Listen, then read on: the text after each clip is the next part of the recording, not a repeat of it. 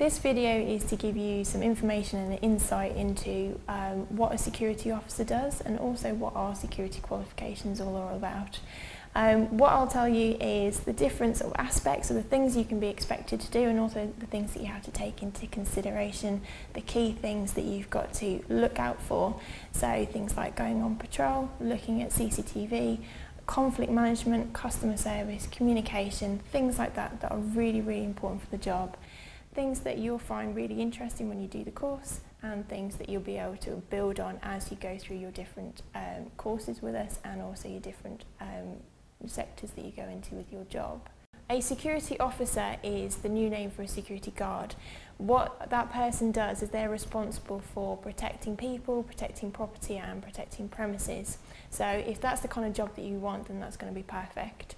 It is a really exciting role. It's really interesting, quite fast paced, a lot of responsibility, but it's really good if you like working in a team as well. What the qualifications we offer is the licence qualifications that you need in order to get an SIA licence. We offer CCTV, security guarding and door supervision. We also offer stewarding, which is not a licence qualification, but it's really useful if once you've got yourself into the sector, you'd really like some extra information, different things on your CV to sort of boost yourself for different job roles in different areas within the sector. Okay. The one I'm going to focus on today is security guarding because that is our most popular one, and that's hopefully why you're really interested with doing the qualification with us. What security guards do, like I said, is that you protect property, premises and people. So the priority is people. What you need to be looking after is the people within your area, the people that are actually attending the venue where you work or whatever like that. You're looking after their safety, you're looking around making sure that nothing is actually happening, and making sure that you can't see anything that's untoward that shouldn't be happening. If you spot something, you are then required to actually deal with it, get somebody to help you, you get the appropriate authorities in to help you. To be a security officer, you have to have certain personal traits and personal skills to actually make yourself a really good security officer. These kind of things include being really good at communication, being good at teamwork, being very self-disciplined as well, being self-motivated. When you're going through your employability courses and the course with myself, you will see why these things are so important. We'll actually try and build on these skills for you. So when you are going to your interviews and are going into your work, you can demonstrate the appropriate skills and therefore be the best security officer you can be. One of the jobs that you have to do as a security officer is you have to be a patrol officer, so you have to go on patrol. And what this can include is either foot patrols or patrols using CCTV. Foot patrols forms quite a good sort of basis of making sure that your premises are secure. You walk around your area, whether it's internal patrol or external, so inside or outside, and you're looking for any health and safety hazards, anything that could potentially cause the safety and security of your property and your people to actually become undermined. So that's what you're looking for. It's a very important job that you do that. Another thing is monitoring your site via the CCTV cameras. So if you're in a control room setting, you'll be sitting there watching and monitoring for anything, again, happening that shouldn't be on your cameras, giving support and assistance and guidance where you need to those people that you can see in trouble, but also your team who have gone to help them. Another part of the job is controlling entry and egress. Entry and egress is just when you're allowing people or vehicles in and out of your site or the building you're looking after.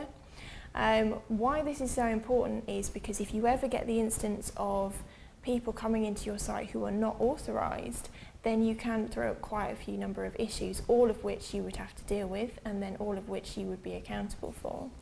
Things like preventing people from coming into your site and actually placing a bomb, for example, or coming in to steal some of your property. All these kind of things can be prevented if you maintain your access control correctly. So that's another really important job that you have. Another really important one is customer service. The customer service part of the job has increased a lot over the last few years. It used to be that you were very concentrated on looking around you and sort of maintaining concentration. But now the job is a lot more customer service focused. You're more in the position where you're going to be speaking to people, available for guidance, support if anyone's got any questions.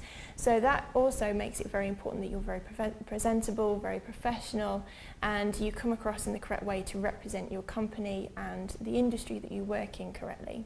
This is where you can see that different things like being good at communication, good at actually teamwork is so important through so many different parts of the role.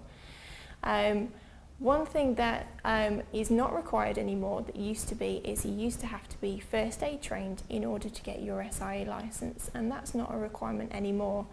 It is really useful to have on your CV, but you don't need to have it. All you need to make sure you do is you're dedicated to actually making sure that people's safety and security is paramount. Another big part of the job is conflict management. What conflict management is when people are actually experiencing a problem, they're not happy about something, so you've got arguments, fights, sort of altercations going on, and what happens with what you have to do is you actually have to go and manage and resolve the situation by calming those people down. A lot of people do think that working in security is beating people up, and it's definitely not that. The reputation of the industry has changed a lot over the past few years, from people that were perhaps not very professional, who did have this on their agenda, to people who are extremely professional, calm individuals who can install calm and security in people's minds by actually resolving these situations correctly and not making anyone feel threatened. A big part of conflict management is communication and customer service. So that comes in along this way as well. You build on it to start off with, and then at the end you can see why it's so important. If you don't communicate to people properly, they can perhaps get the wrong end of the stick, perhaps take offence to what you've said, so that can actually make the situation worse. Also, in your customer service, if you don't actually listen to them or try and help them, that also can make the situation a lot worse. Another big problem we all have is personal space, and this is something that you will learn about, and it is something very important that you respect with people. The problem with personal space is that we have this sort of space around us that we don't like people to come into. It's our comfort zone, isn't it, of we don't want people there, it doesn't make us feel comfortable. And what that is called is something called the reactionary gap. And it goes back to our old ways, we're sort of cavemen, of trying to look after ourselves. The way our brain works is that if someone is inside of that space, we haven't actually got enough time to move if they were to try to attack us. Whereas if they were outside of that space, we would have a chance to realise what they were doing and move. So that is why we have this issue with personal space. And even like on the bus, we don't like people being that close because of all those issues that we used to have all those years ago.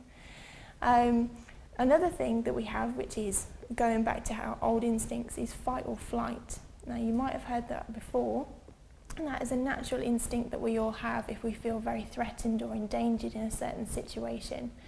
And we have quite a big reaction to it. Our body tries to save us from this situation by putting us into sort of alert mode. And you've got the two options. You've got fight or flight. So you can fight for your life or you can run off.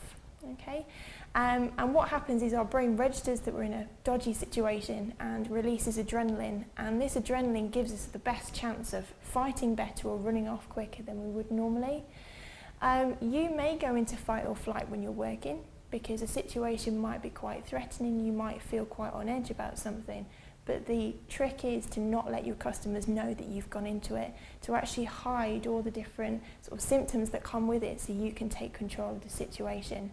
You need to make sure that when you are talking to customers, you can actually tell whether they've gone into fight or flight themselves, because you have to be aware of something called the lash out reflex when they are in fight or flight.